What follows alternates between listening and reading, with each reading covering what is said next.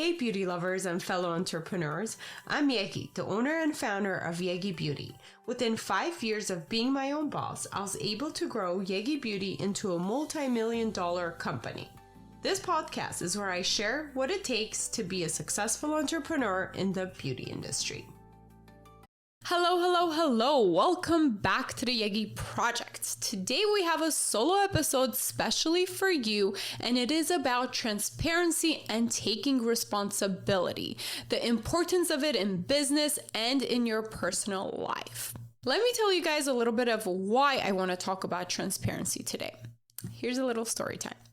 So I have two tiny kids, 6-month-old and almost a 2-year-old, and they are kind of driving me crazy with their sleeping patterns. We're going through sleep regressions with the 2-year-old, and the 6-month-old has never really gotten a routine just yet, so we're getting very little sleep. And of course, getting little sleep is affecting me being in the office more regularly or being here on time. Since I do want to balance that life and work, and I think that's super important, I do want to attend to my kids. So this is taking away from my work, but then it's making me feel guilty when I'm coming in later than our start time or missing days of work. And I really don't like talking about my personal life with my employees or colleagues and all of that. So it was starting to make me feel really bad about being a bad employee myself. I was thinking to myself, hey, if I was my own employee, I would probably fire myself because I'm missing days, I'm coming in late, and people are probably looking at me and judging me because I also believe in leading by example. Anyways, long story short, I was getting these negative emotions about this, and then I really started thinking, and then I was reminded of transparency, because when I thought about, okay, I can either really let the ball drop with my family situation or work situation, or I'm human, I can be transparent with my employees and let them know kind of what's going on in my personal life, and hopefully it's temporary, and they could be more understanding of why I'm coming in late or why I'm missing some days. And that really just such a simple solution when you think about it, right? But in reality, in life, sometimes we don't think that just being transparent and fully clear with the people around us will make the difference. But it made me feel so much happier once I started communicating that with them, and it got rid of that negative emotion of feeling kind of guilty in a way. And everybody was really understanding, actually, and very supportive and very, encouraging. So that's kind of why I want to talk about transparency, and I want to apply it to business and personal life and why it's so important. Before we jump into the importance of transparency in business, I want to talk about the feeling good factor. I was actually reading a book last night, and it's called Tiny Habits. I've mentioned this book in the past, but I was reading a section and it reminded me, and this is science. They've done research and they've come to this behavioral solution. In life, if we want to create a habit or do something, we're way more likely to do it if it encourages a positive, happy feeling. So that also kind of stuck to my head, is the importance of feeling happy or that satisfaction of doing things. And that's how we're going to be able to be more productive and successful as well in our life, in our work. So before we jump into the importance of transparency, I do want to say that it really leads to feeling more happy and content, and therefore to more building better habits and being more successful in the long run. I guess what I'm trying to do with this podcast episode is to bring awareness of the importance of transparency, so you guys can really think about your own life and how you react in situations where you have the option to be transparent or not. Why is it important to be transparent in business?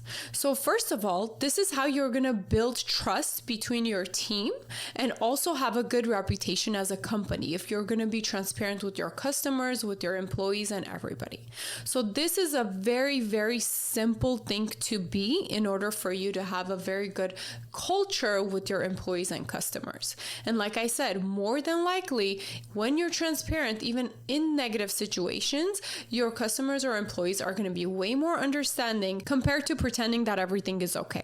Being transparent and encouraging people to be transparent in your company really is going to solve a lot of problems in the long run. For example, if an employee makes a mistake and you yourself have made a mistake as a leader and owned up to it and corrected your mistake, then your employees are more likely to come up to you and say, hey, I made this mistake, but let's solve it. Let's figure it out together, compared to you not knowing about this mistake and it really affecting your business. Here's an example for you guys. So my employees have access to adjusting our inventory given for whatever reason that's needed.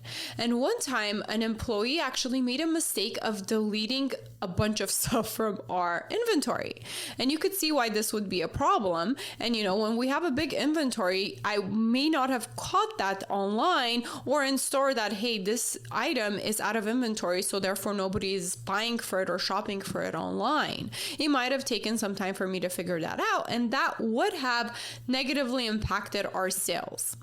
So by me encouraging transparency and people not being afraid to own up and take responsibility, that employee actually came up to me and really owned up to it, and we fixed it right away instead of it being kind of hidden and had negative results in the long run. Right?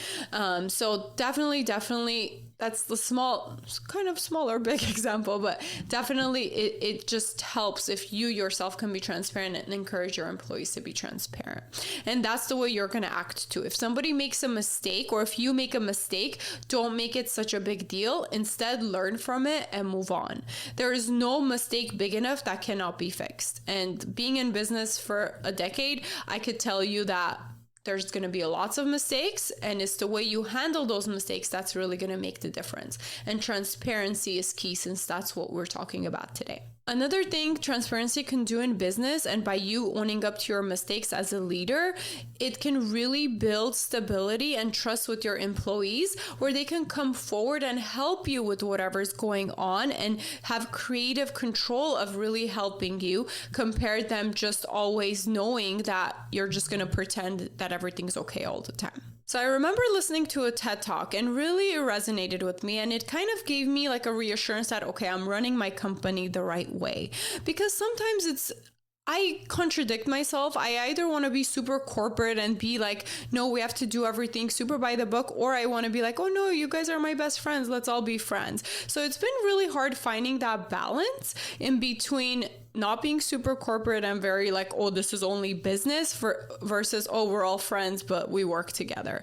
So what I found that is like, okay, we're going to keep business, and we're going to focus on our objectives and goals and get everything done. We want to keep in mind that we all also have our personal lives. And sometimes that may mean that if something's not going perfect in our personal life, our work life, no matter what, is going to, drop the ball a little bit. And I'm talking from experience, like even me as a business owner, I drop the ball on my business if something's off in my personal life. So I know this happens to all my employees too, and I've experienced it and been able to work through a lot of it with the employees. So I remember listening to this TED Talk, and like I was saying, he really mentioned that, instead of us just assuming that an employee is not performing and is being bad at that moment, their numbers look off, or, you just feel like they're really distracted, their head's not in the game at that moment, instead of us just assuming they are not doing well, we're going to go ahead and take a moment and try to have a conversation with them and allow them to be transparent with us,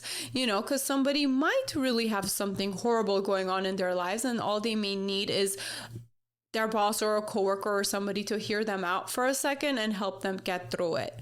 Right? So always keep that in mind and encourage transparency. So overall, you can have a better work environment. And therefore, if your employees are happier and feel like they can share if they need to, but of course, maintaining that balance, you would definitely have a more dedicated employee compared to somebody who's gonna, not care about their job or your company.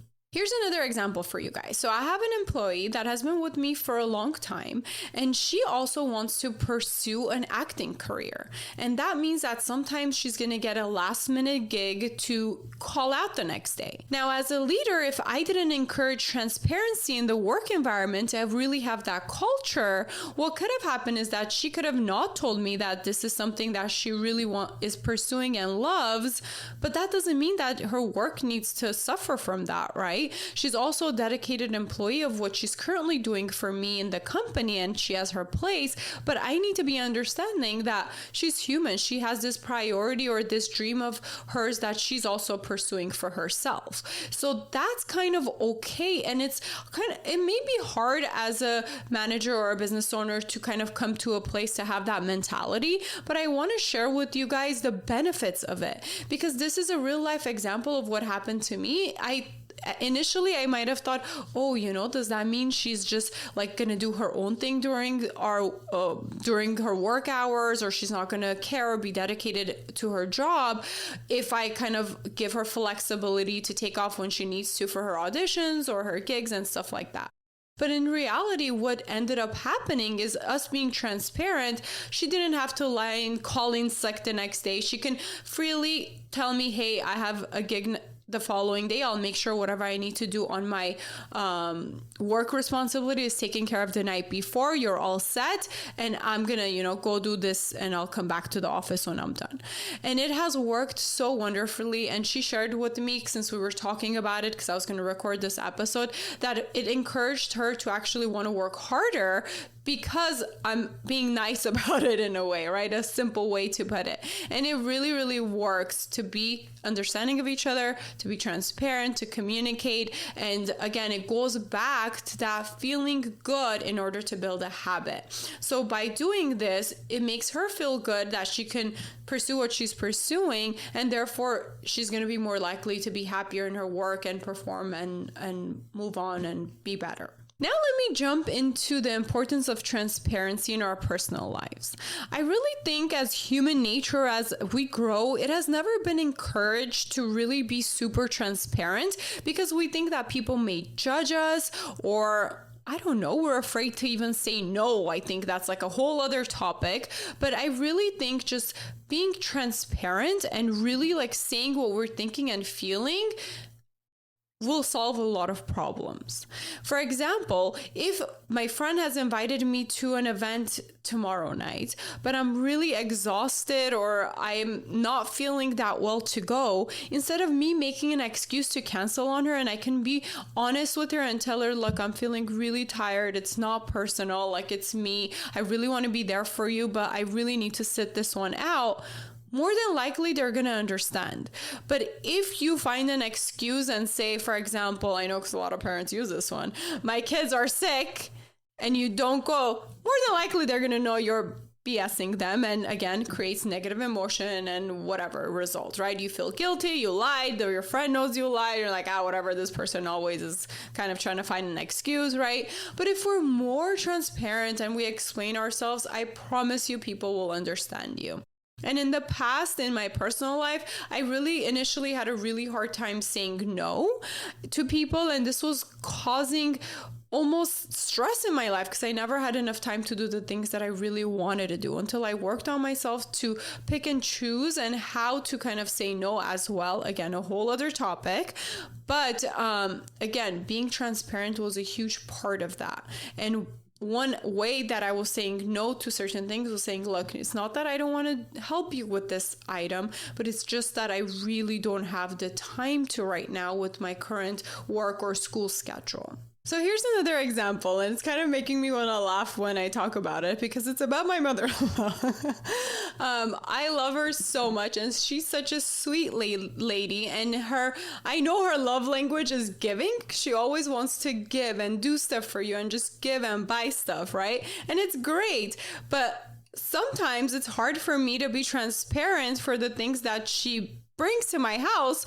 Here's a very specific example, a raspberry cake. I think one time I mentioned that I liked like Pordos's raspberry cheesecake or something, and then she took it as an I love raspberry cake. So she kept on bringing over this raspberry cake to my house almost like every week when we had an event. But I didn't really love that cake, and she was so excited to give it, and it was so hard for me to kind of break it to her that hey, I don't love this cake. And I was forced to eat this cake that I didn't love every week because she was so excited for it. Until finally, actually, I was still having a hard time being transparent. So my husband broke it to her and said, she doesn't love that cake. So maybe instead bring like a chocolate cake, because that's what she likes. And then, she still bought the cake. It still made her happy, but she brought the cake that I wanted to get. So yeah, symbolic, but literally this happened. So pick the cake you want and be transparent so you get what you want instead of feeling like, and then I felt like I was lying to her. I was feeling guilty that she was like, it's good, yummy. Anyways, I hope that helps. But yes, think twice. So the way I want to wrap up this podcast about transparency really is, it's a habit, right? I feel like lately I'm realizing everything is a habit and we need to constantly work on it. It may be because I'm reading that habit book right now, but really like everything almost that we do as humans ends up being a habit that we're doing or a habit that we're not doing. So for right now, if you guys want to practice transparency, one way you can do it is literally pay attention to any time that you can be more honest with yourself and the person in front of you with what's going on compared to trying to kind of cover it up or sugarcoating it, and see how that works out for you. And I want to share one other thing about building a habit is it is practice too. And the best way to build it is with having positive emotions when you're trying something new. So for example, if I'm going to try to be more transparent, what I can do is that every time I'm more transparent about even a small thing, I celebrate, right? And again, that's behavioral theory that this book Tiny Habits really focuses on, is you have to instantly celebrate something if you're trying to make it a habit, because that feeling good right after you celebrating is what's going to encourage you to want to do it again. If there's negative emotion, more likely you're not going to want to do it again. So now the way we're going to practice to make transparency as a habit is we're going to, every time we notice we do it, or we're going to actively seek to be transparent, we're going to celebrate. So if you're a person who goes woohoo when you celebrate, or if you're a person who goes yay, or if in your head you smile and go like ooh, I'm a person who kind of does like a stupid silly happy dance, that's what you're gonna do. And literally right now I have so much happy emotions in me that it makes me want to do this more. So hopefully that makes sense. But yeah, I would really recommend, if you're trying to build new habits, really read that book called Tiny Habits. It's not sponsored or anything. I really like this book.